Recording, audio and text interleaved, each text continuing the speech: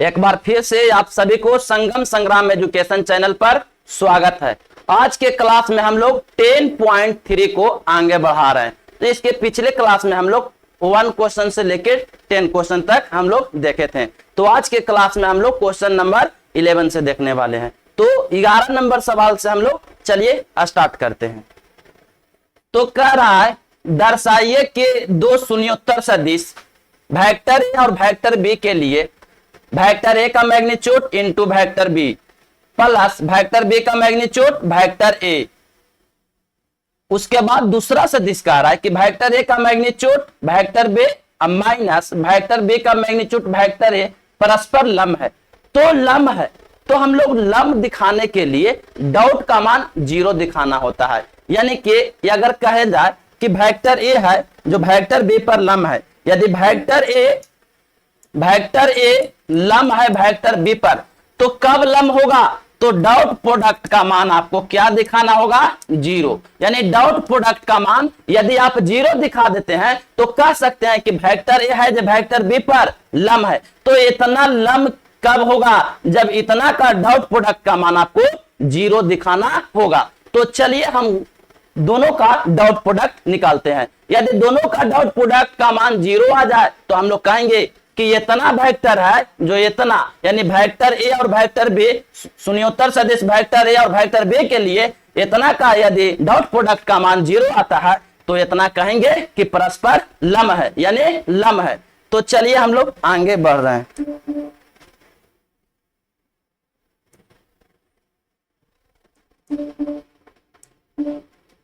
तो कह रहा है कि वेक्टर ए का मैग्नीट्यूड वेक्टर बी, उसके बाद कह रहा है प्लस वेक्टर बी का मैग्नीट्यूड और वेक्टर ए।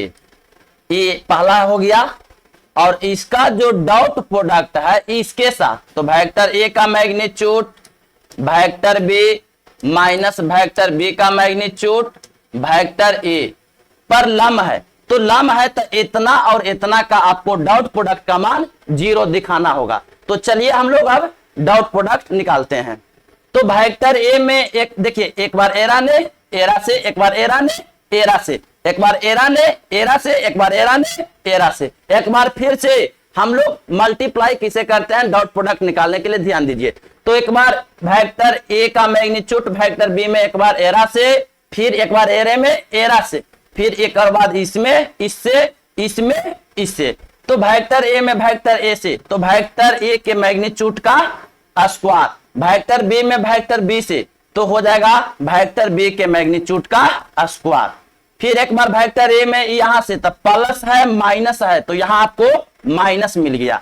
तो वेक्टर ए में वेक्टर बी से, तब वेक्टर ए का मैग्नीट्यूड, तब वेक्टर बी का मैग्नीट्यूड, फिर वेक्टर बी में आपको ए से, तो वेक्टर बी और डॉट वेक्टर ए, और प्लस में प्लस तब प्लस दे दिए यहां। तो वेक्टर बी और ए है तो वेक्टर बी का मैग्नीट्यूड और वेक्टर ए का मैग्नीट्यूड कर दिए।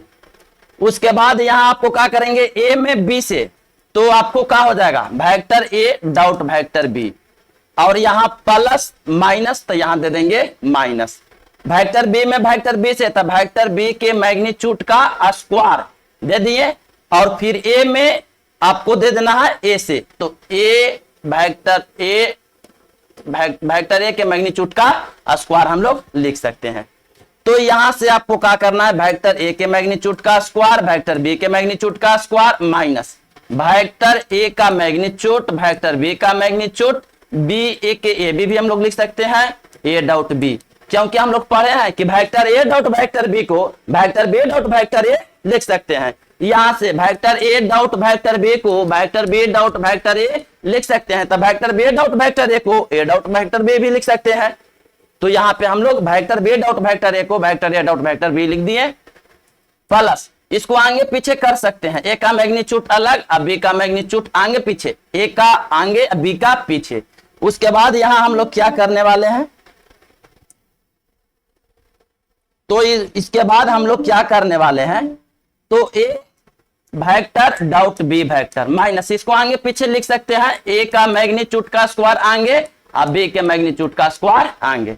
तो देखिए ये आपका माइनस में है, ये आपका प्लस में है, तो ये आपको कैंसिल हो गया। ई आपका प्लस में है और ये आपका माइनस में है, तो रिजल्ट क्या मिल गया, तो रिजल्ट आपका 0 मिल गया। अतः हम कह सकते हैं, अतः हम क्या कह सकते हैं कि वेक्टर ए और शून्योत्तर सदिश वेक्टर ए और वेक्टर बी के लिए इतना वेक्टर पर लंब है। यानी अतः हम कह सकते हैं, अतः यहां से हम लोग लिखेंगे शून्योत्तर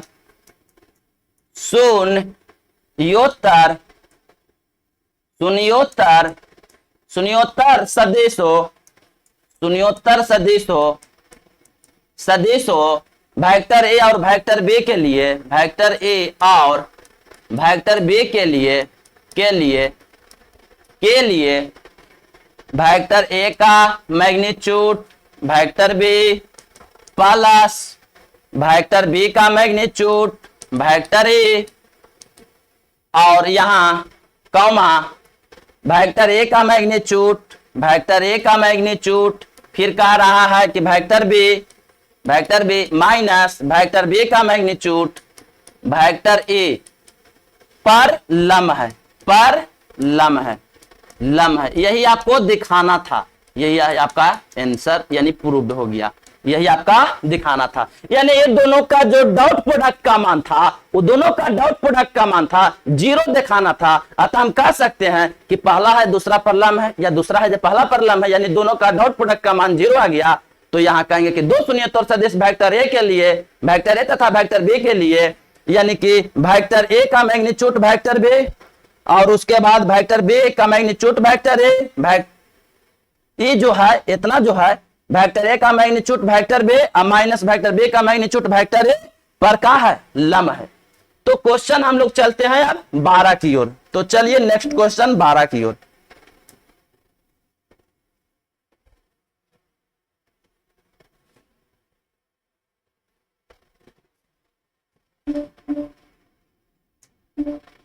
यदि vector A dot vector A बराबर 0 और vector A dot vector B का मान 0, तो सदिश वेक्टर बी के बारे में क्या निष्कर्ष निकाला जा सकता है। तो सोचिए कि यहां ये 0 है, vector A dot vector A का मान 0 कब आएगा। तो सोचिए इसका फार्मूला ए का मैग्नीट्यूड कॉस, और देखिए वेक्टर ए और ए है तो थीटा का मान 0 डिग्री बराबर 0 कब आ सकता है। तो इसका तो cos 0 का मान 1 होता है, cos 0 का मान 1 होता है, तो यहाँ 1 आ गया। एक कर मतलब है कि वेक्टर ए का जो मान है 0 होगा, वेक्टर ए का जो मान है क्या होगा, वो आपका 0 वेक्टर होगा। यानी वेक्टर ए का जो मान है जो 0 वेक्टर हो गया, तब vector A dot vector A का मान 0 है। तो वेक्टर बी के बारे में आप क्या कह सकते हैं, तो वेक्टर बी के बारे में आप कुछ नहीं कह सकते हैं। वेक्टर बी के बारे में आप यही कह सकते हैं कि वेक्टर बी जो है कुछ भी हो सकता है।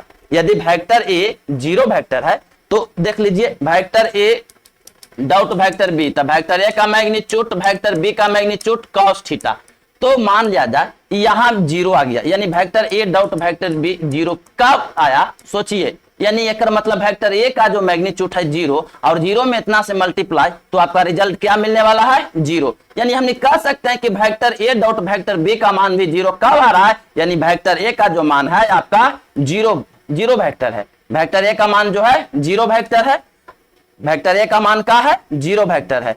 तो वेक्टर बी के बारे में क्या कह सकते हैं, तो वेक्टर बी के बारे में आप कुछ भी कह सकते हैं। वेक्टर बी के बारे में आप कुछ भी कह सकते हैं, कुछ भी सदिश हो सकता है। लेकिन जब ए 0 है तो 0 वेक्टर का मापांक देख रहे हैं 0 वेक्टर होता है। शून्य सदिश देखे थे, वैसा सदिश जिसका मापांक शून्य हो तो शून्य सदिश कहलाता था। तो वेक्टर ए आ गया 0 वेक्टर, तो हम कह सकते हैं कि वेक्टर बी कुछ भी हो सकता है। तो यानी कह सकते हैं यहां से कि वेक्टर ए बराबर 0 वेक्टर हो गया। तो यहां वेक्टर बी कोई भी सदिश हो सकता है, कोई भी सदिश हो सकता है। यानी कि वेक्टर बी के बारे में हम लोग कुछ भी कह सकते हैं कि वेक्टर बी है जो कुछ भी सदिश हो सकता है। लेकिन वेक्टर ए का जो मान है, यदि वेक्टर ए डॉट वेक्टर ए 0 है तो वेक्टर ए का मान है जो 0 वेक्टर है। जब 0 वेक्टर है तो उसका मापांक 0 आ गया, और 0 में इतना से मल्टीप्लाई करिएगा तो 100% रिजल्ट है कि 0 में कुछ भी से गुना करिए, आपका रिजल्ट 0 ही मिलने वाला है। तो नेक्स्ट क्वेश्चन हम लोग 13 की ओर चल रहे हैं।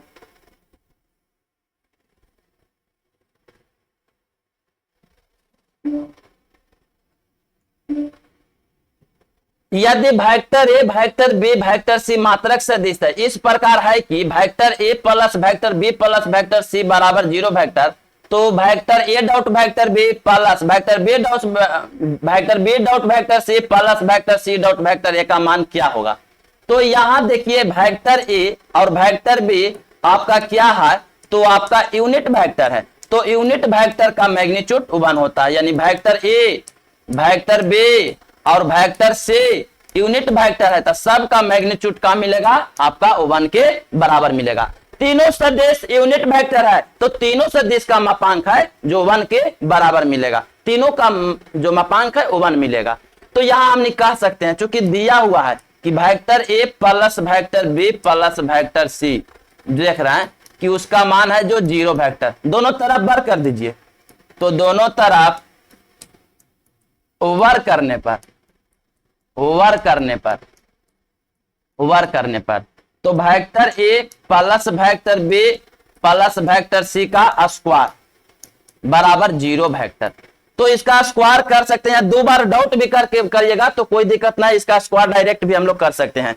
तो ए प्लस बी प्लस सी, तो देख लीजिए ए प्लस बी प्लस सी के होल स्क्वायर के रूप में हम लोग ले सकते हैं, A square plus B square plus C square plus में 2ab प्लस में 2bc प्लस में 2ca, तो प्लस में 2ca, यही फार्मूला पर लगाइए। तो वेक्टर ए में से तो यहाँ ए का स्क्वायर माने वेक्टर ए के मैग्नीट्यूड का स्क्वायर, बी के मैग्नीट्यूड का स्क्वायर प्लस सी के मैग्नीट्यूड का square plus 2 vector A dot vector B, solve करिएगा तो आएगा प्लस में 2 vector B dot vector C plus 2 vector C dot vector A बराबर 0।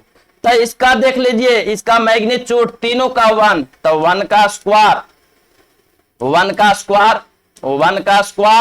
प्लस यहां से 1 का स्क्वायर और प्लस में 1 का स्क्वायर। 1 का स्क्वायर क्यों लिख रहे हैं, तो देख लीजिए इसका मैग्नीट्यूड ए बी सी का सब का 1 है, तो सब के मैग्नीट्यूड 1 स्क्वायर तो स्क्वायर प्लस तो प्लस, इसका मैग्नीट्यूड 1 तो 1 के स्क्वायर प्लस तो प्लस और इसका मैग्नीट्यूड 1 तो 1 के स्क्वायर। अब यहाँ पे देखिए 2 2 2 सब में कॉमन है, तो 2 को कॉमन किए तो vector A dot vector B plus vector B dot vector C और plus vector C dot vector A बराबर में 0।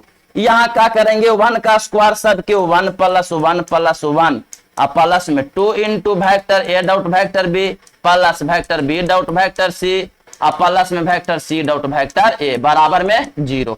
इस प्लस में देख लीजिए 3 जोड़िए 1 2 3, तो 3 इधर प्लस में तो उधर चल जाएगा माइनस में, तो यहाँ क्या बचने वाला है, तो यहाँ बचने वाला है 2 vector A dot B 2 into plus vector B dot C plus vector C dot A और प्लस था इधर आ गया माइनस, 1 2 3 प्लस में तो इधर चल जाएगा माइनस में, तो इधर आ गया माइनस में।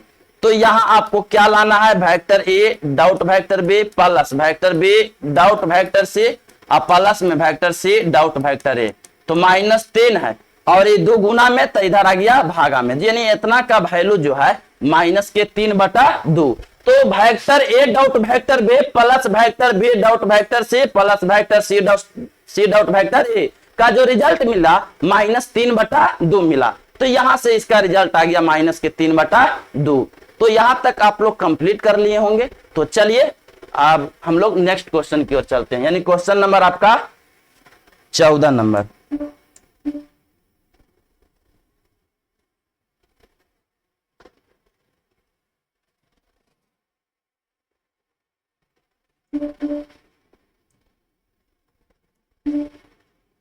तो 14 क्या कह रहा है, 14 नंबर सवाल, वेक्टर ए बराबर 0 वेक्टर, वेक्टर बी बराबर 0 vector, vector A dot B वो आ रहा है आपको 0, तो 0 आ रहा है, परंतु विलोम का सत्य होना आवश्यक नहीं है। एक उदाहरण द्वारा अपने उत्तर के पुष्टि कीजिए। तो यहां से क्या कह रहा है कि विलोम का होना सत्य नहीं है, यानी कहे के मतलब ए डॉट बी का मान 0 है, vector A dot vector B का मान 0 है, तो विलोम का होना सत्य नहीं है, यानी कोई जरूरी नहीं है कि वेक्टर ए है जो 0 वेक्टर होगा, वेक्टर बी है जो 0 वेक्टर होगा। आपको ऐसा उदाहरण देना है कि ना वेक्टर ए 0 आना चाहिए ना वेक्टर बी 0 आना चाहिए और उसका डॉट प्रोडक्ट का मान है जो 0 आना चाहिए। तो चलिए हम लोग बहुत सारे एग्जाम्पल ले सकते हैं, ढेर सारे एग्जाम्पल ले सकते हैं। तो वेक्टर ए आपको लिखना है तो लिख दीजिए 2i कैप प्लस के जे कैप और यहां से माइनस के कैप। वेक्टर बी बराबर, तो यहां से i कैप और यहां से माइनस के जे कैप प्लस के कैप। अगर ए डॉट बी निकालते हैं, ए डॉट बी, तो x1 y1 z1, x2 y2 z2, तो x1 गुना x2 प्लस y1 गुना में y2, और यहां से हम लोग कह सकते हैं प्लस z1 इंटू z2, तो z1 के मान -1 और z2 के मान 1, तो यहाँ 2 अब माइनस प्लस -1 माइनस प्लस -1, तो 2 - 2 तब वैल्यू आ गया 0, यानी vector A dot vector B का मान 0 ले आए। बताइए, तो यही कह रहा है कि विलोम का सत्य होना आवश्यक नहीं है। विलोम के मतलब यहाँ देख लीजिए कि यानी कि ए 0 बी 0 है तब ये डॉट 0 है। देखिए यहाँ तो वेक्टर, देखिए यहाँ वेक्टर ए 0 नहीं है, 0 वेक्टर नहीं है, और यहां भी वेक्टर बी है जो 0 वेक्टर नहीं है। देख लीजिए वेक्टर ए है जो कुछ ना कुछ मान है, वेक्टर बी कुछ ना कुछ मान है, तो वेक्टर ए और वेक्टर बी का कुछ ना कुछ मान दे दिए, तो यहां से आपको क्या निष्कर्ष निकल गया कि विलोम का होना सत्य नहीं है, परंतु विलोम का सत्य होना आवश्यक नहीं है। यानी ए डॉट बी का मान 0 है तो कोई जरूरी नहीं है कि वेक्टर ए का मान 0 होगा या वेक्टर बी का मान 0 होगा। तो यहां हम लोग देख सकते हैं कि वेक्टर ए या वेक्टर बी जो है यहां आपको कहा है शून्य सदिश नहीं है, यानी कि ना वेक्टर ए 0 वेक्टर है ना वेक्टर बी 0 है, तभी इसका डॉट प्रोडक्ट का मान 0 आ गया। तो कोई जरूरी नहीं है कि वेक्टर ए 0 रहेगा वेक्टर बी 0 रहेगा तभी डॉट 0 आ सकता है, कोई जरूरी नहीं है। तो यहां से ये आपका इस तरह से आपका उदाहरण हो गया। तो बोल रहा था कि एक उदाहरण दीजिए, तो एक उदाहरण में ये चल सकता है, आप अनेकों उदाहरण ले सकते हैं। नेक्स्ट क्वेश्चन चलिए 15 की ओर।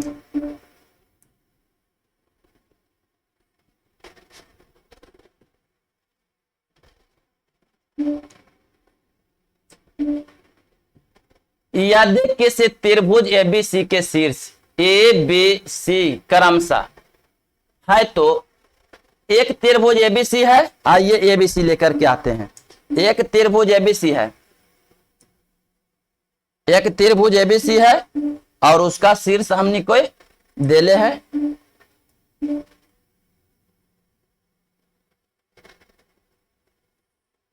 ए बी और सी। एक त्रिभुज एबीसी है के शीर्ष और नियामक देले है 1 2 3, बी का नियामक -1 0 0 और सी का नियामक 0 1 2। तो पूछ रहा है कि एंगल ए बी सी ज्ञात कीजिए। A B C, A theta मान लेते हैं, एंगल ए बी सी को क्या मान लेते हैं, थीटा, यही आपको बताना है। तो यहां हम लोग देखे थे कि यहां से वेक्टर इस तरह से जाता था, यहां से वेक्टर इस तरह से जाता था और बीच का कोण हम लोग थीटा, और ये थीटा निकालने का सूत्र होता था यदि वेक्टर हम इसको ए मान लेते थे और वेक्टर इसको हम लोग बी मान लेते थे। तो यहां पर वेक्टर अगर माने के मन है तो मान लेते हैं, यहां से इसको वेक्टर ए मानिएगा, मानना है तो मान सकते हैं कि वेक्टर ए है और ई जो है आपका वेक्टर बी है। वेक्टर ए मान लीजिए, इसको वेक्टर बी मान लीजिए। तो वेक्टर ए बी कैसे निकलेगा, तो देखिए बी से ए जा रहा है, x1 y1 z1 x2 y2 z2, तो दो बिंदुओं को मिलाने वाला सदिश हम लोग कैसे निकाले थे। तो सबसे पहले वेक्टर बी ए या वेक्टर ए हम लोग कह रहे हैं, तो कैसे, तो निकलेगा कैसे, बी ए, तो देख लीजिए x1 y1 z1 x2 y2 z2, तो 1 x2 minus minus plus x1 i का plus y2 minus y1 j का प्लस z2 माइनस z1 के का। तो यहां से आपको वेक्टर बी ए कहिए या वेक्टर ए कहिए, तो यहां से 2i cap plus K 2j cap और प्लस के 3k कैप। उसके बाद आपको वेक्टर बी के बारे में सोचिए, वेक्टर बी कहिए या बीसी वेक्टर कहिए, एक बात है, बी ए कहिए या वेक्टर यहां से आप लोग बीसी भी कह सकते हैं, कोई दिक्कत ना है, या वेक्टर बी के मान भी कहिए। तो कैसे निकलेगा, बे से तो 0 1 2, तो 0 में से आपको -1 के घटाना है और यहां हो जाएगा आपका i का प्लस यहाँ आपको 1 में से 0 घटाना है, तो 1 घटाओ 0 आपका हो गया जे कैप प्लस यहाँ 2 में से आपको 0 घटाना है, तो 2 में से आप 0 घटा दीजिए, ये हो गया आपका के कैप। तो इसको रिजल्ट वेक्टर बी भी कह सकते हैं। तो माइनस माइनस प्लस, तो ये हो गया आई कैप प्लस के जे कैप और प्लस के 2 के कैप। इसका मैग्नीट्यूड भी बताना है, तो वेक्टर ए का मैग्नीट्यूड कैसे निकलेगा, तो यहां से 2 के स्क्वायर प्लस 2 के स्क्वायर प्लस 3 के स्क्वायर, तो 4 4 16 और प्लस में 9, तो 16 4 20। देख लीजिए 2 के स्क्वायर 4 4 8, 2 के स्क्वायर 4, 2 के स्क्वायर 4 और यहाँ 9, 4 4 8, 8 9 17। यानी आपको वेक्टर ए का मैग्नीट्यूड कितना आ गया, आपको रूट के अंदर 17। फिर आपको वेक्टर बी का मैग्नीट्यूड क्या निकलने वाला है, तो आ जाइए। तो बी यह है 1 के स्क्वायर प्लस 1 के स्क्वायर प्लस के 2 के स्क्वायर, तो 1 के स्क्वायर आपको 1 मिला, 1 मिला 2 के स्क्वायर 4, तो 4 2 6। ये आपका आ गया वेक्टर बी का मैग्नीट्यूड। तो हम लोग जानते हैं यहां से cos थीटा निकालने पर यहां से थीटा का मान निकल जाता है। तो cos थीटा का फार्मूला हम लोग जानते हैं। तो चूंकि cos थीटा, तो cos थीटा का formula vector A dot vector B बटा में वेक्टर ए का मैग्नीट्यूड इंटू वेक्टर बी का मैग्नीट्यूड।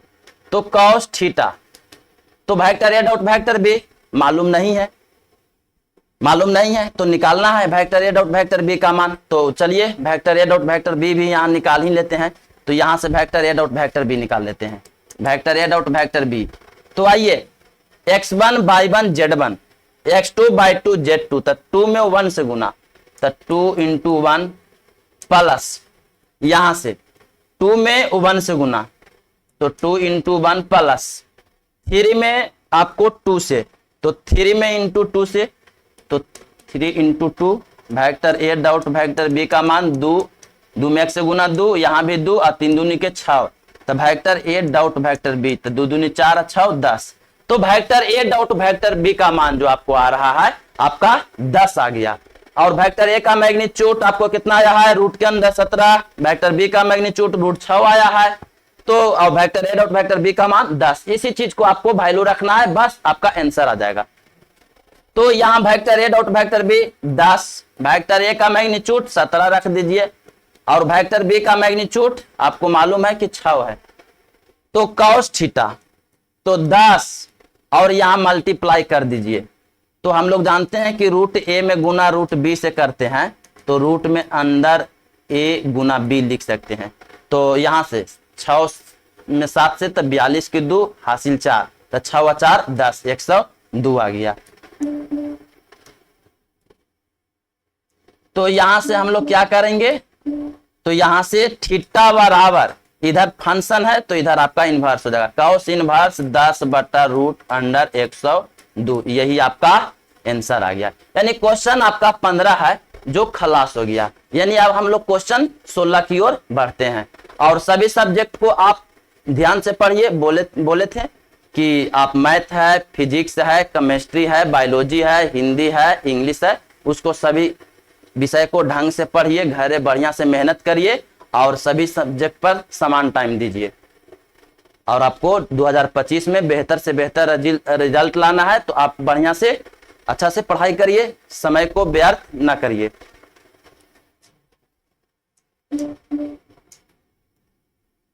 तो क्वेश्चन 16 नंबर सवाल कहता है, संरेखा है, ए का नियामक दे दिया है, बिंदु ए बी सी का नियामक दे दिया, बिंदु दे लिया आपको स्थिति सदिश। हम देखते हैं कि इसका स्थिति सदिश क्या होने वाला है। तो मान लेते हैं, माना कि आपका 16 नंबर सवाल, 16 नंबर सवाल माना कि बिंदु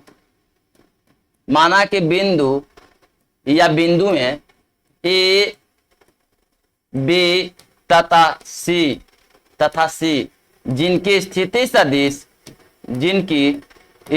सदिश क्रमशः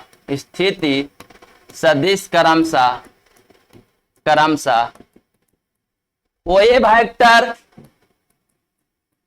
यहां से ओए वेक्टर, फिर आपका हो गया ओबी वेक्टर, फिर हो गया आपका ओसी वेक्टर।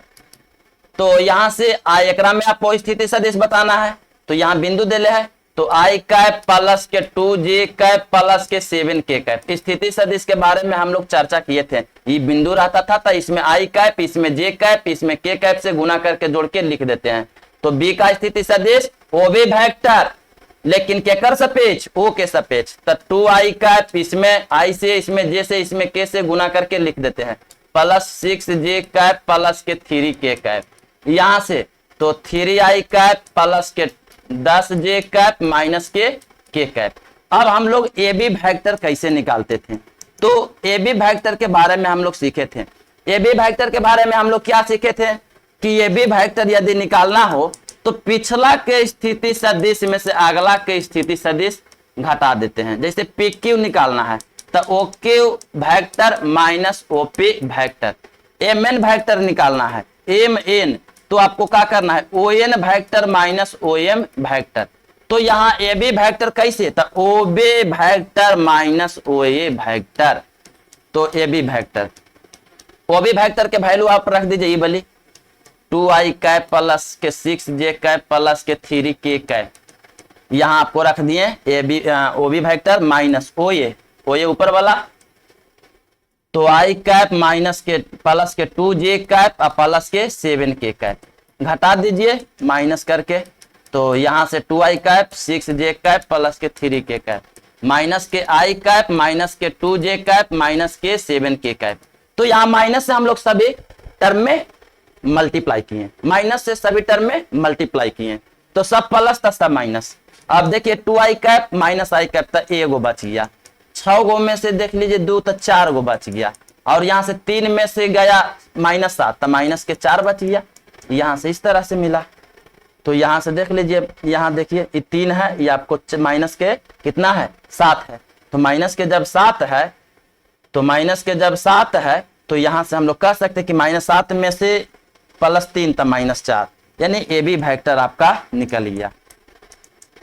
अब चलिए बेसी वेक्टर निकाल सकते हैं। तो बेसी वेक्टर किस तरह से निकलने वाला है, आइए। तो बेसी वेक्टर, तो यहां से लिखेंगे ओसी वेक्टर माइनस ओबी वेक्टर। तो ओसी वेक्टर, तो ओसी कहां है, यहां है, लिख दीजिए। तो 3i कैप प्लस के 10j कैप और माइनस के k कैप। उसके बाद माइनस में ओबी वेक्टर, ओबी वेक्टर यहां से लिखिए। तो 2i कैप प्लस के 6j कैप और उसके बाद प्लस के 3k कैप। तो बीसी वेक्टर, तो 3i कैप प्लस के 10j कैप माइनस के k कैप माइनस घटाइए, तो माइनस के 2i कैप माइनस के 6j कैप माइनस के 3k कैप। तो यहाँ बीसी वेक्टर, तो 3 में से 2 गया तो i कैप, 10 में से 6 गया तो 4j कैप और minus k cap minus 3k cap तो माइनस में 4k कैप।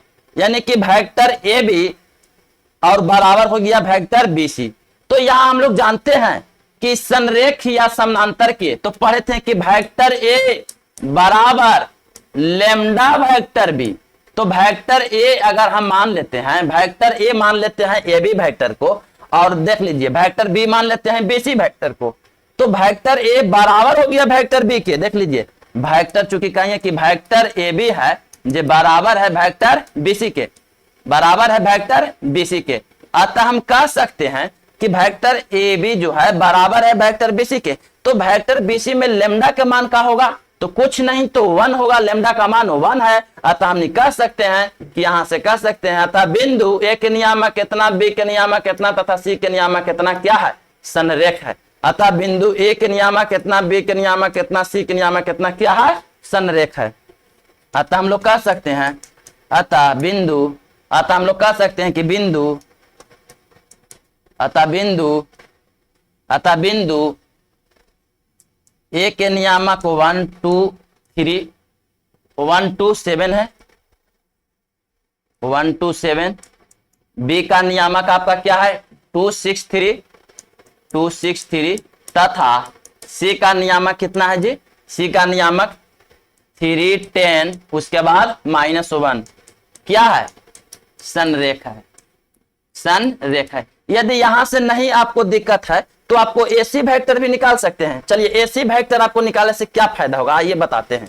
एसी वेक्टर आप कैसे निकालेगा, तो ओसी वेक्टर में से ओए वेक्टर, ओसी में से 3 में से 1 गया तो 2i कैप, 10 में से 2 गया तो 8j कैप। उसके बाद माइनस, देखिए यहां समझिए, यहां आपको ओसी में देखिए एसी आपको है तो ओसी में ओए घटाना है, इसमें इसको घटाना है तो माइनस, देख लीजिए यहां माइनस के -7 के तो माइनस के 8 के।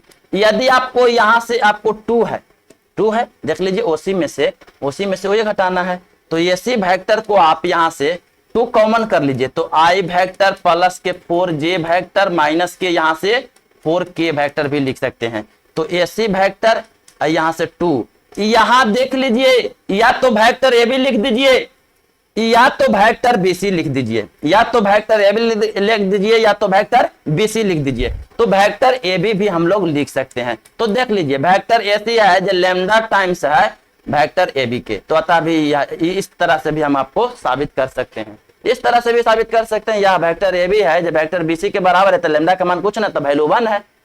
तो इस तरह से हम लोग इस क्वेश्चन को 16 नंबर को बना लिए हैं। चलिए नेक्स्ट क्वेश्चन 17 की ओर।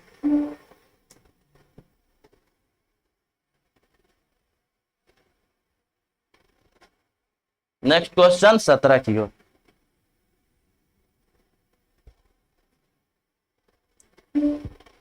दर्शाइए कि सदिश 2i cap minus J cap plus K cap I cap minus 3j cap minus 5 K और 3i cap minus 4j cap minus 4 के कैप एक समकोण त्रिभुज के शीर्षों की रचना करते हैं। मान लीजिए आपको 17 नंबर सवाल में मान लेना है, 17 नंबर सवाल में आपको क्या करना है। इस तरह के सवाल हम लोग 10.2 में भी देखे थे।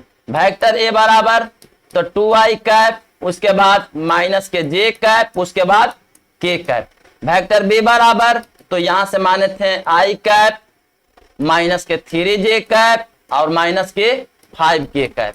उसके बाद वेक्टर सी का मान क्या देखे थे तो 3i कैप माइनस के 4j कैप और माइनस के 4k कैप। तो सभी पहले हम लोग वेक्टर ए का मैग्नीट्यूड निकालते हैं। तो वेक्टर ए का मैग्नीट्यूड देखिए तो क्या होने वाला है, तो यहां से रूट अंडर 2 के स्क्वायर प्लस -1 के स्क्वायर और प्लस 1 के स्क्वायर। तो यहां से 2 के स्क्वायर 4 -1 के स्क्वायर 1 और 1, तो यहाँ रूट में आ गया आपका 6, यानी वेक्टर ए का मैग्नीट्यूड का जो मान है वो आपका आ गया रूट में 6। तो चलिए अब ध्यान दीजिए वेक्टर बी के मैग्नीट्यूड का मान निकालिए, वेक्टर बी के मैग्नीट्यूड। तो वेक्टर बी लेट हम लोग मान लेते हैं इतना के मान vector A, vector B, vector C है। वेक्टर ए बराबर इतना, बी बराबर इतना और सी बराबर इतना। तो वेक्टर बी के बारे में तो 1 के स्क्वायर कर दीजिए और यहां से प्लस -3 के स्क्वायर और प्लस -5 के स्क्वायर। तो वेक्टर बी का मैग्नीट्यूड हम लोग निकाल रहे हैं तो 1 का स्क्वायर 1 -3 का स्क्वायर 9 और यहाँ 25, तो 25 और 10 35। यहां से आपको आ गया वेक्टर बी का जो मैग्नीट्यूड है, आपको वेक्टर बी का मैग्नीट्यूड आपको आ गया यहां से रूट में 35। वेक्टर सी का, चूंकि वेक्टर सी का मैग्नीट्यूड निकालिए, यहां हम लोग कह सकते हैं कि चूंकि वेक्टर ए का मैग्नीट्यूड, चूंकि वेक्टर बी का मैग्नीट्यूड, वेक्टर सी का मैग्नीट्यूड निकाल दीजिए। तो वेक्टर सी का मैग्नीट्यूड यहां से तो 3 का स्क्वायर प्लस माइनस में 4 का स्क्वायर और प्लस माइनस में 4 का स्क्वायर। 3 का स्क्वायर आपका हो गया 9, 16 और यहाँ 16, तो -4 का स्क्वायर 16 और यहाँ भी -4 का स्क्वायर 16, 16 32 और 32 में 8 जोड़िए तो 32 8 40 1 41, यानी वेक्टर सी का जो मैग्नीट्यूड आ गया आपका रूट के 41। देख लीजिए तो समकोण त्रिभुज आपको दिखाना है तो दो छोटी भुजा के वर्गों का योगफल जो है बड़ी भुजा के वर्ग के बराबर होना चाहिए। तो यहाँ देखिए छोटी कौन कौन है, तो रूट में 6 है, रूट में 35 है। तो चूंकि हम कह सकते हैं कि वेक्टर ए का मैग्नीट्यूड प्लस वेक्टर बी के मैग्नीट्यूड का स्क्वायर, वेक्टर ए के मैग्नीट्यूड का स्क्वायर प्लस वेक्टर बी के मैग्नीट्यूड का स्क्वायर निकालते हैं। तो वेक्टर ए के मैग्नीट्यूड का मान कितना है, रूट में 6 है, रख दीजिए स्क्वायर, प्लस वेक्टर बी का मैग्नीट्यूड रूट के अंदर 35। तो यहाँ स्क्वायर से रूट कैंसिल कर दिए तो 6 और प्लस 35, तो यहाँ पर आपको आ गया 41। 41 के हम लोग कह सकते हैं रूट में 41 का स्क्वायर और रूट में 41 के जगह पर हम लोग क्या कह सकते हैं, तो रूट में 41 की जगह देख लीजिए सी वेक्टर सी का मापांक यानी सी का मैग्नीट्यूड और रख दिए स्क्वायर तो स्क्वायर। यहाँ पर क्या है तो वेक्टर ए का मैग्नीट्यूड प्लस वेक्टर बी का मैग्नीट्यूड का स्क्वायर, वेक्टर ए के मैग्नीट्यूड का स्क्वायर प्लस वेक्टर बी के मैग्नीट्यूड का स्क्वायर। यहाँ भी वेक्टर ए के मैग्नीट्यूड का स्क्वायर प्लस वेक्टर बी के मैग्नीट्यूड का स्क्वायर और वेक्टर ए के मैग्नीट्यूड का स्क्वायर प्लस वेक्टर बी के मैग्नीट्यूड का स्क्वायर। तो यहाँ जो हम लोग देख रहे हैं वेक्टर ए के मैग्नीट्यूड का स्क्वायर प्लस वेक्टर बी का मैग्नीट्यूड का स्क्वायर, तो देख रहे हैं कि वेक्टर ए के मैग्नीट्यूड का स्क्वायर प्लस वेक्टर बी के मैग्नीट्यूड का स्क्वायर बराबर हो गया वेक्टर सी के मैग्नीट्यूड का स्क्वायर। अतः हम कह सकते हैं, अतः हम लोग कह सकते हैं कि सदिश अतः अतः अतः वेक्टर ए वेक्टर बी तथा वेक्टर सी एक समकोण एक समकोण एक समकोण एक समकोण त्रिभुज के शीर्षों का एक समकोण त्रिभुज के शीर्षों के रचना करते हैं, शीर्षों के रचना करते हैं। यह आपको प्रूव करना है, रचना करते हैं यानी आपको दर्शाना था, यही आपको प्रूव करना था कि समकोण त्रिभुज के शीर्षों की रचना करते हैं। और यह जो क्वेश्चन है 10.2 में भी मिला था, इस तरह का क्वेश्चन 10.2 में भी मिला था। तो चलिए आप क्वेश्चन नेक्स्ट क्वेश्चन की ओर, ये आपका प्रूव्ड हो गया। नेक्स्ट क्वेश्चन चलेंगे हम लोग यानी क्वेश्चन नंबर 18 की ओर। ये आपका 17 हो गया, या क्वेश्चन आपको 18 देखना है। तो चलिए 18 क्वेश्चन क्या है, तो 18 क्वेश्चन आपका ऑब्जेक्टिव क्वेश्चन था और उसको देखिए हम लोग किस तरह से देखते हैं। ये आपको ऑब्जेक्टिव क्वेश्चन था, तो यहां आपको गड़बड़ हो गया है, चलिए उसको हम सही करते हैं। तो कह रहा है यदि 18 नंबर सवाल, यदि शून्योत्तर सदिश वेक्टर ए का परिमाण ए है, यानी कि वेक्टर ए का जो परिमाण है वो आपको ए है, यानी वेक्टर ए का मैग्नीट्यूड के स्थान पर ए रखना है। कोई दिक्कत, कोई प्रॉब्लम, कोई डाउट्स नहीं। तो आइए वेक्टर ए का मैग्नीट्यूड जहां भी मिलेगा ए रखना है, यानी वेक्टर ए का परिमाण ए है तो ए का स्थान पर ए रखना है। और लेम्डा एक शून्योत्तर अदिश है, यानी कि शून्योत्तर अदिश है। और लेम्डा वेक्टर ए एक मात्रक सदिश होगा, मात्रक सदिश है, यानी लेम्डा वेक्टर ए एक मात्रक सदिश है। लेम्डा वेक्टर ए एक मात्रक सदिश है तो इसका मैग्नीट्यूड 1 मिल जाएगा। तो हम लोग इस तरह के देखे थे कि अगर लेम्डा वेक्टर ए का मैग्नीट्यूड निकालेंगे तो लेम्डा का अलग मैग्नीट्यूड और वेक्टर ए का अलग मैग्नीट्यूड, यानी इस तरह से आपको मिलने वाला है। तो चलिए आइए ध्यान दीजिए, यानी लेम्डा का अलग मैग्नीट्यूड और वेक्टर ए का अलग मैग्नीट्यूड बराबर 1। तो आइए यहां से सीखते हैं। तो यहां से वेक्टर लेम्डा का मैग्नीट्यूड रहने दिए और वेक्टर ए का मैग्नीट्यूड ए रखना है, तो यहाँ पे हम लोग ए रख सकते हैं बराबर 1। तो यहां से आपको करना क्या है, तो ए का मान अगर आपको चाहे तो 1 बटा लेम्डा के मैग्नीट्यूड का स्क्वायर, यानी कि 1 बटा लेम्डा का मैग्नीट्यूड, स्क्वायर नहीं होगा, 1 बटा लेम्डा का मैग्नीट्यूड, यही ऑप्शन होगा। तो इसको स्क्रीनशॉट करिए।